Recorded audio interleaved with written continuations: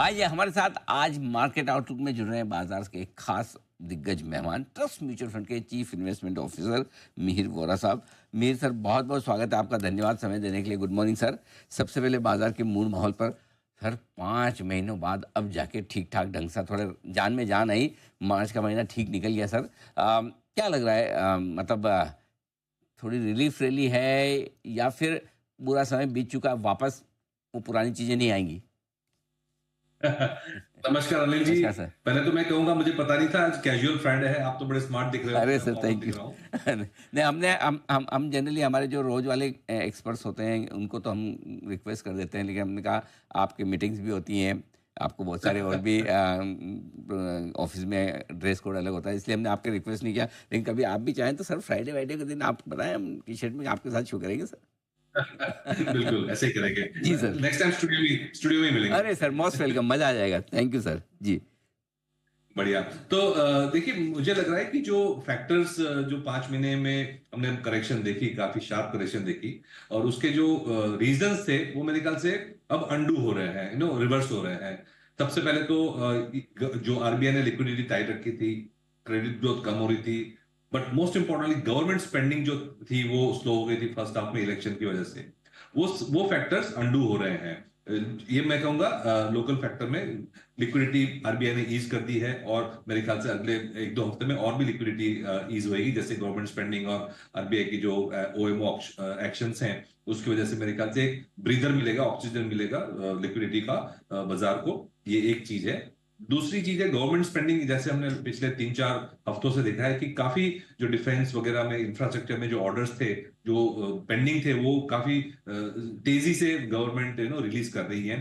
तो उसकी वजह से भी हमने देखा जो मैक्सिमम बीटन डाउन स्टॉक्स थे इंफ्रास्ट्रक्चर, कैपिटल गुड्स, डिफेंस वगैरह में, वो अच्छा बाउंस बैक दे रहे हैं, बिकॉज ये एक्सपेक्टेड था। लेकिन डिले हो गया तो मार्केट में इन बैड सेंटीमेंट वाले मार्केट में ये स्टॉक्स काफी करेक्ट हो चुके थे नीचे। और थर्ड जो इंटरनेशनल फैक्टर मैं कहूंगा जो डॉलर का है, जैसे हमने देखा था सितंबर से लेकर जनवरी तक जो डॉलर था बहुत ही ज्यादा स्ट्रेंथन हुआ था। उसके अलग अलग रीजंस थे, लेकिन वो भी अब जो डॉलर है वो वीकन हो रहा है। इनफैक्ट रूपी भी अगेंस्ट द डॉलर हमने देखा कि पिछले 3 हफ्तों में अच्छी तरह से स्ट्रेंथन हुआ है। तो मेरे ख्याल से एक मैं कहूंगा कि बाजार का valuation wise, time wise, fundamental wise एक रीसेट हो चुका है, और एक अच्छा बेस बन रहा है कि यहां से अगर हम नॉर्मल ग्रोथ पाथ पे चलेंगे तो बाजार भी अच्छे रिटर्न्स और अपॉर्चुनिटीज का, जो नॉर्मल जो स्टॉक पिकिंग वगैरह की अपॉर्चुनिटीज होती हैं, वो I think will be back on track for that. चलिए, ये एक अच्छी बात है कि शायद जिन वजह से बाजार काफ़ी जोर से गिर रहा था वो अब कम होती जा रही है धीमे धीमे। लेकिन एक बड़ा ट्रिगर जो शायद भारतीय बाजारों के लिए इंपॉर्टेंट रहेगा, नतीजों की सीजन की शुरुआत होने जा रही है सर। इसको कैसे देखते हैं आप? क्या उम्मीद रखें कि दिसंबर के मुकाबले में मार्च तिमाही के नतीजे बेहतर होंगे? और क्या वित्त वर्ष 2026 के लिए बेहतर गाइडेंस की उम्मीद रखी जाए कंपनियों से? मार्च क्वार्टर के जो नंबर जो है वो लार्ज कैप और जो ब्रॉडर इंडाइसिस हैं वो मुझे नहीं लगता है कि बहुत ज्यादा ईयर ऑन ईयर ग्रोथ दिखाएंगे। लेकिन देखने की बात यह है कि मार्केट हमेशा आगे देखता है, और जैसे मैंने कहा कि जून 2024 और सितंबर 2024 ये जो 2 क्वार्टर्स थे उसमें मैक्सिमम गवर्नमेंट स्पेंडिंग की कमी हुई थी। Growth rate of government spending खास करके इंफ्रास्ट्रक्चर में वो मैक्सिमम -20% तक गया था। तो ये एक बहुत बड़ा इंपॉर्टेंट डेटा पॉइंट है, क्योंकि 11 लाख करोड़ की, 10 लाख करोड़ की गवर्नमेंट जो स्पेंडिंग थी, वो अगर हम क्वार्टर में भी डिवाइड करें और उसको 20% माइनस हमने किया था, तो एक काफी बड़ा ड्रैग था जीडीपी ग्रोथ पे। अच्छी बात यह है कि मार्केट तो करेक्ट हो चुका है, वैल्यूएशंस करेक्ट हो चुके हैं, लेकिन ये जो जून और सितंबर का बेस जो लो बन गया है, वो अब अगर नॉर्मल स्पेंडिंग भी गवर्नमेंट करेगी तो जून 2025 और जून 2020 सितंबर 2025 का बेस जो है वो बहुत अच्छा लगेगा। और मुझे लगता है कि इसमें जो है अगले 2 क्वार्टर में एक पॉजिटिव सरप्राइज आ सकता है from the overall market results, from overall corporate results.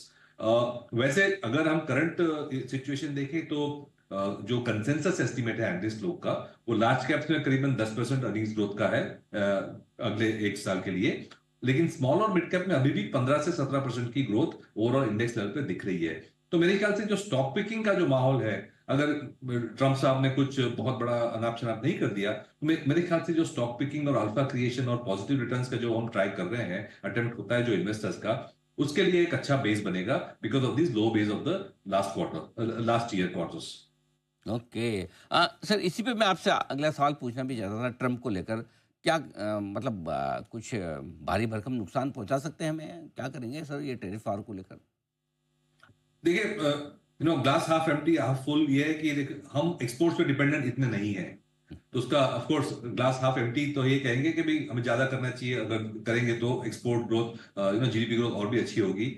लेकिन ये सिचुएशन में ये है कि क्योंकि हम एक्सपोर्ट्स पे डिपेंडेंट नहीं है, तो जो ट्रम्प साहब करेंगे उसकी इम्पैक्ट इंडियन इकोनॉमी पे काफी लिमिटेड रहेगी।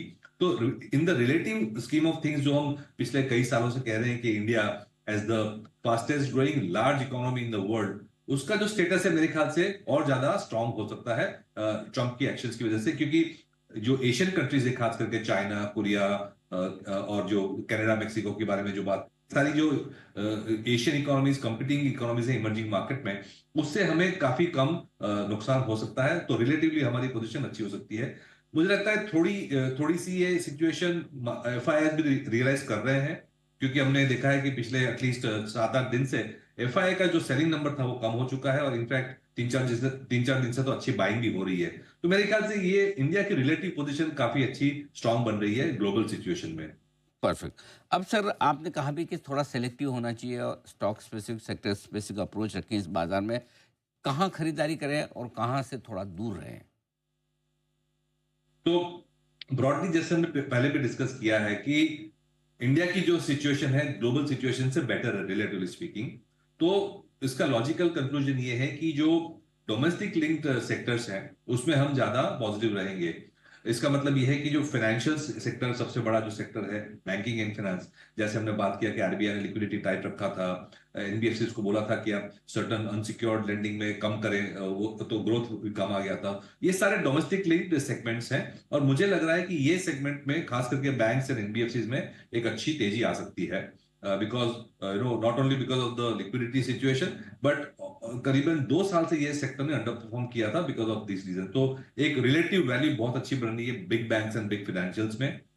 सेकंड इज, मैं कहूंगा जो लास्ट ईयर के जो फेवरेट थे, जो काफी बहुत ज्यादा करेक्ट हुए हैं, इंफ्रास्ट्रक्चर, कैपिटल गुड्स, डिफेंस वगैरह में, जो पावर सेक्टर में, उनका मेरे ख्याल से जो डीले की वजह से जो डिसअपॉइंटमेंट हुई थी, वो मेरे ख्याल से अब अंडू हो रही है, और ये सेक्टर वापस एक अच्छा, जैसे हमने कहा, वैल्यूएशन का बेस बना है। और जिस तरह से गवर्नमेंट का फोकस, अभी भी कोई चेंज हुआ नहीं है, प्राइस चेंज हो चुके हैं, तो मेरे ख्याल से ये जो सिक्लिकल्स और इंडस्ट्रियल्स और इंफ्रा वाले जो सेगमेंट्स हैं उसमें भी अच्छा काम हो सकता है। तीसरी हमारी जो ओवरवेट पोजीशन है और हमें काफी स्टॉक पिकिंग अपॉर्चुनिटी दिख रही है, वो हेल्थ केयर में है। सीडीएमओ सेक्टर हमें अच्छा लगता है, तो उसमें स्टॉक पिकिंग की अलग अलग तरह के स्टॉक्स हैं। हमें डायग्नोस्टिक्स भी अच्छे, ऐसा हाई ग्रोथ सेगमेंट लग रहा है, और हॉस्पिटल्स में भी हमारी थोड़ी एक्सपोजर है। तो health care also is a good option, apart from the industrials and the financials that we talked about. Financial, industrial, health care, काफ़ी ऐसे मौके हैं जहाँ पर आप निवेश कर सकते हैं। लेकिन एक चीज़ ध्यान में रखनी ज़रूरी, जो मीर सर भी कह रहे हैं कि आपको थोड़ा सेलेक्टिव होना पड़ेगा। कुछ भी खरीदेंगे, किसी भी दाम में खरीदेंगे तो पैसा बनाना होगा मुश्किल। मीर सर बहुत-बहुत धन्यवाद आपका समय देने के लिए और हमारे साथ जुड़ने के लिए। जल्द आपसे फिर मुलाकात होगी और इस बार मुलाकात स्टूडियो में होगी जैसा आपने वादा किया है। Thank you so much sir.